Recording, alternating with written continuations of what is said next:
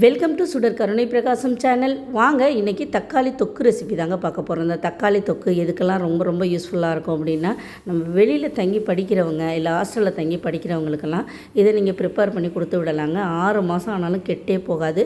ரொம்ப ரொம்ப நல்லாயிருக்குங்க. இப்போ தக்காளி வேறு ரொம்ப கம்மிங்க. 5 கிலோ 100 ரூபா, 5 கிலோ 100 ரூபான்னு எங்கே பார்த்தாலும் விற்கிது. வாங்கி செஞ்சு வச்சுக்கிட்டிங்கன்னா போதும். இந்த சம்மர் டைம் வேறு வருது. அதிகமாக கிச்சனில் வேலையெல்லாம் பார்க்க முடியாது. சாதத்தை மட்டும் வடிச்சிட்டு சாதத்தில் பிரட்டி சாப்பிட்லாம், தயிர் சாதத்தில் சாப்பிட்லாம், இல்லை சப்பாத்தி, தோசை, இட்லி எல்லாத்துக்குமே தொட்டுட்டு சாப்பிட்லாங்க. சூப்பராக இருக்கும். அந்த தக்காளி தொக்கு எப்படி கெட்டு போகாமல் செய்கிறது அப்படிங்கிறது தான் இன்றைக்கி பார்க்க போகிறோம். தக்காளி நான் 1 கிலோ அளவு எடுத்திருக்கேங்க. தக்காளி வாங்கும் போதே தொக்கு செய்ய போகிறோம் அப்படின்னு நினச்சிங்கன்னா நல்லா தக்காளியை பார்த்து பொறுக்கி வாங்கிக்கோங்க. நல்ல பெரிய பெரிய தக்காளியை சதப்பகுதியாக இருக்கிற மாதிரி பார்த்து வாங்கிக்கோங்க. அடிப்படாமல் ஃபங்கஸ் எல்லாம் எதுவும் இல்லாத ஒரு தக்காளியாக எடுத்துக்கோங்க. அப்போ தான் கெட்டு போகாது.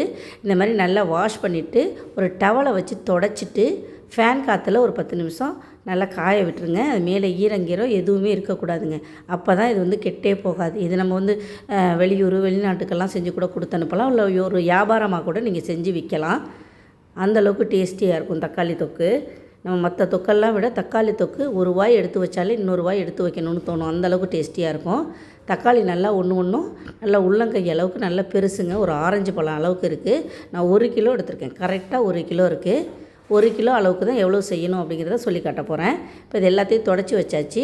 இந்த 1 கிலோ அளவுக்கு உள்ள தக்காளிக்கு நான் ஒரு உருண்டை புளி எடுத்துக்கிறேன்.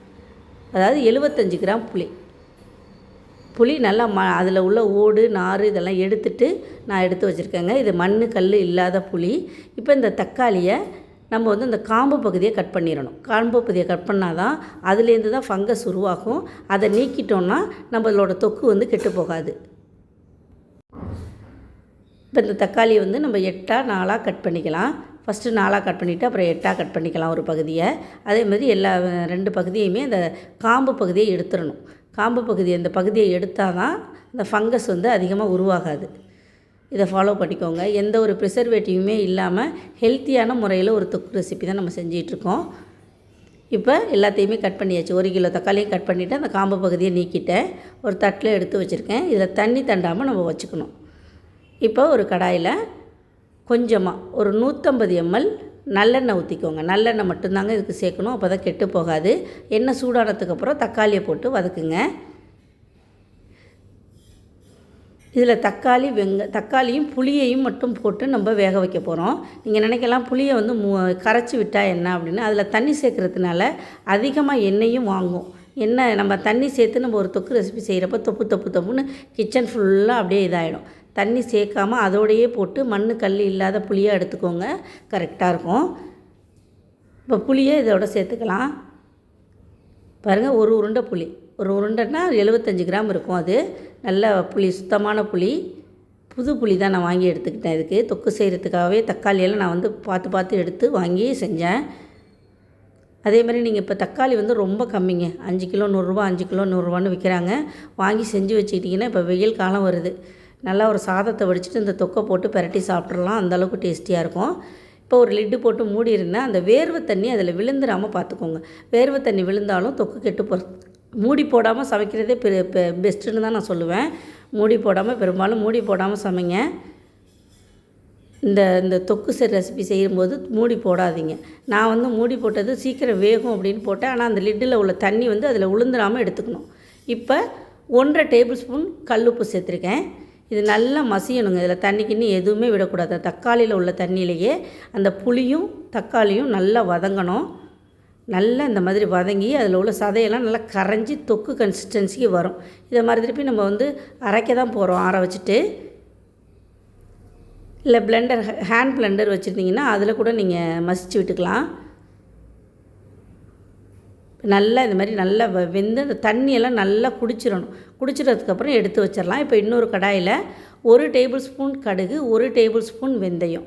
1 கிலோ தக்காளிக்கு நம்ம இவ்வளவு சேர்க்கணுங்க. இது வறுத்து பொடி பண்ண போகிறோம். பாருங்கள், இது மாதிரி நல்லா படபடன்னு பொரியணும் கடுகு. அப்போ தான் நல்லாயிருக்கும். இப்போ இதை மிக்ஸி ஜாரில் போட்டு பொடிச்சு எடுத்து வச்சுருக்கேன். அதேமாதிரி பூண்டு ஒரு 25 பூண்டு பல்லை தோலை உரிச்சிட்டு நசுக்கி எடுத்து வச்சுக்கணுங்க கையால். இப்போ நல்லா தக்காளி நம்ம வேக வச்ச தக்காளி ஆறிடுச்சு. இது ஒரு மிக்ஸி ஜாரில் போட்டு நான் அரைச்சிக்க போகிறேன். ஹேண்ட் பிளெண்டர் இருந்துச்சுன்னா நீங்கள் கையை வச்சு அதை வச்சு அப்படியே கிடஞ்சி விட்டுக்கலாம் அந்த கடாயிலே வச்சு. இப்போ இந்த மாதிரி ரொம்ப வலுவலுன்னு அரைக்க வேணாம், ரொம்ப குறன்னு அரைக்க வேணாம், அந்த மாதிரி அரைச்சி எடுத்துகிட்டு வந்துடுங்க. இப்போ நம்ம தொக்கு செய்ய போகிற கடாயை எடுத்து அடுப்பில் வச்சிடலாம். அதில் 100 ml நல்லெண்ணெய் விட்டுருக்கேன். ஏற்கனவே 150 ml விட்டு வதக்கணும். இப்போ 100 ml எண்ணெய் விட்டுருக்கோம். இதுக்கு ஒரு 2 டீஸ்பூன் கடுகு சேர்த்துருக்கேன். நம்ம நசுக்கி வச்சுருக்க பூண்டை இதில் சேர்த்துக்கோங்க. இந்த தாளிப்புங்கிறது ரொம்ப ரொம்ப முக்கியங்க. இந்த பூண்டு சேர்த்தா தான் இந்த தொக்கு வந்து நல்ல ஃப்ளேவராக நல்லாயிருக்கும், மிஸ் பண்ணிடாதீங்க. கருவேப்பிலை ஒரு 2 கொத்தை உருவி சேர்த்துக்கோங்க. காஞ்ச மிளகாய் ஒரு 5 காஞ்ச மிளகாவை புட்டு சேர்த்துக்கோங்க. இந்த தாளிப்பை கரெக்டாக நான் செய்கிற மாதிரியே செய்யுங்க, அப்போ தான் நல்லாயிருக்கும். அகலமான பாத்திரமாக வச்சுக்கோங்க, நல்ல கனமான பாத்திரமாக வச்சுக்கோங்க. இப்போ 1 டீஸ்பூன் அளவுக்கு பெருங்காயத்தூள் சேர்த்துக்கோங்க. நம்ம ஏற்கனவே வறுத்து பொடி செஞ்ச வெந்தயம் கடுகு அதை இதில் சேர்த்துக்கோங்க.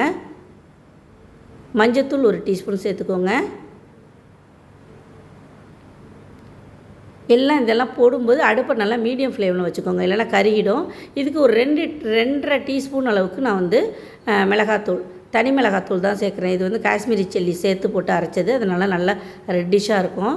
2.5 டீஸ்பூன் அளவுக்கு நான் வந்து மிளகாத்தூள் சேர்த்துருக்கேன், தனி மிளகாத்தூள். அவ்வளோதாங்க. இப்போ வந்து நம்ம அரைச்ச தக்காளி விழுது அதில் சேர்த்துக்கலாம். பாருங்கள், அந்த புளியெல்லாம் நல்லா வெந்ததுனால, தக்காளியோடு வெந்ததுனால எந்த ஒரு நாறு திப்பி எதுவுமே இல்லை. எல்லாமே ஏற்கனவே நான் எடுத்து க்ளீன் பண்ணிவிட்டு தான் அரைச்சேன். நல்லா வந்து இதில் வதக்கி விட்டுக்கோங்க. இதில் தண்ணி கிண்ணி எதுவுமே தண்டக்கூடாது. பாத்திரமும் சரி தான், நம்ம இதில் மிக்சி ஜாரு எல்லாமே வந்து கழுவி காய வச்சதாக இருக்கணும்.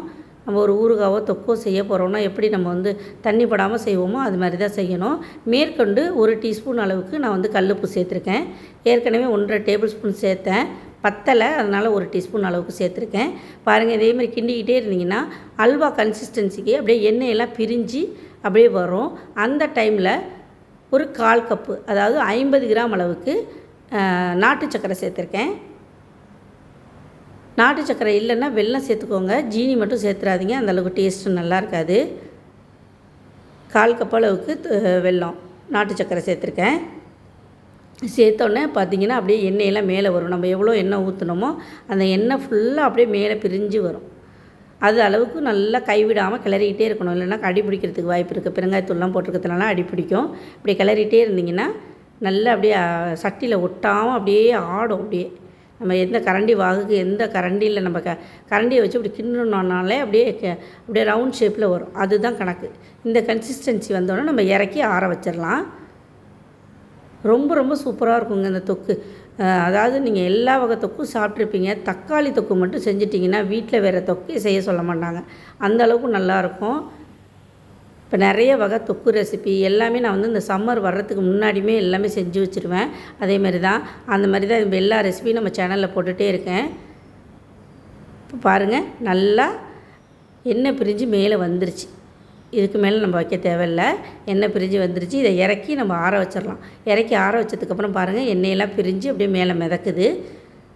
இப்போ நம்ம இதை எடுத்து நம்ம வந்து ஒரு பாட்டிலில் இல்லைன்னா பீங்காஞ்சாடியில், பாட்டிலில் வைங்க, இல்லைன்னா பீங்காஞ்சாடியில் வைங்க. அப்போ தான் தொக்கு ரெசிபியெல்லாம் வந்து கெட்டும் போகாது, அதோட ஃப்ளேவர் மாறாமல் இருக்கும். உங்களுக்கு இந்த ரெசிபி பிடிச்சிருந்துச்சுன்னா, தக்காளி தொக்கு ரெசிபி பிடிச்சிருந்துச்சுன்னா சுடர் கருணை பிரகாசம் சேனலுக்கு மறக்காமல் சப்ஸ்கிரைப் பண்ணுங்கள், லைக் பண்ணுங்கள், ஷேர் பண்ணுங்கள், கமெண்ட் பண்ணுங்கள். எப்போதும் போல் சப்போர்ட் பண்ணிகிட்டே இருங்க. அதே மாதிரி ஹைப் கொடுக்க மறந்துடாதீங்க. நன்றி, வணக்கம்.